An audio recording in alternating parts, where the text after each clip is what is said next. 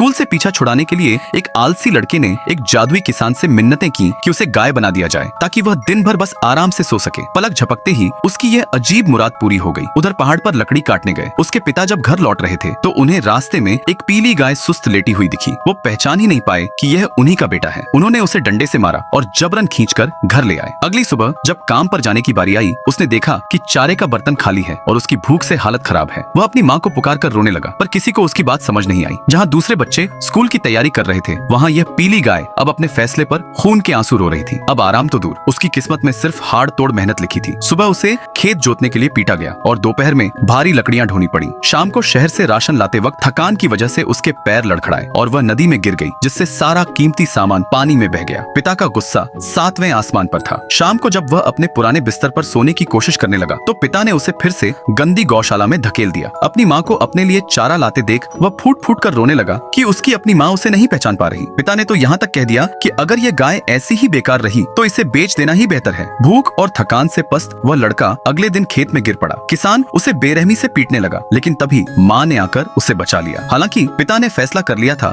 कि यह गाय बीमार है और इसे अब कसाई को बेचना ही होगा। अगले दिन जब उसे कसाई खाने ले जाया गया तो मौत को सामने देख उसकी रूह कांप गई। वह चिल्लाया, पिताजी मैं आपका बेटा हूँ, मुझे मत बेचो। पर उनके लिए वह सिर्फ एक नकारा जानवर था। अपनी जान बचाने के लिए वह वहाँ से रस्सी तोड़ाकर भागी। गाँव वाले उसके पीछे थे और वह उन रास्तों पर दौड़ रही थी जहाँ वह बचपन में खेला करता था। उसे समझ आ गया कि एक जानवर की जिंदगी कितनी दर्दनाक होती है। जब तक दम है काम करो वरना मौत के घाट उतर जाओ। उसने सोचा कि उसके माता पिता और स्कूल की जिंदगी कितनी बेहतर थी। भागते भागते वह पहाड़ की चोटी पर पहुंच गई। पीछे गुस्साई भीड़ थी और आगे गहरी खाई। कोई रास्ता न देख वह पीछे हटती गई और सीधे खाई में गिर पड़ी। उसकी चीख निकली और अचानक उसकी आंख खुल गई। उसे समझ आ गया कि वह सब एक भयानक सपना था जिसने उसे जीवन की सबसे बड़ी सीख दे दी थी।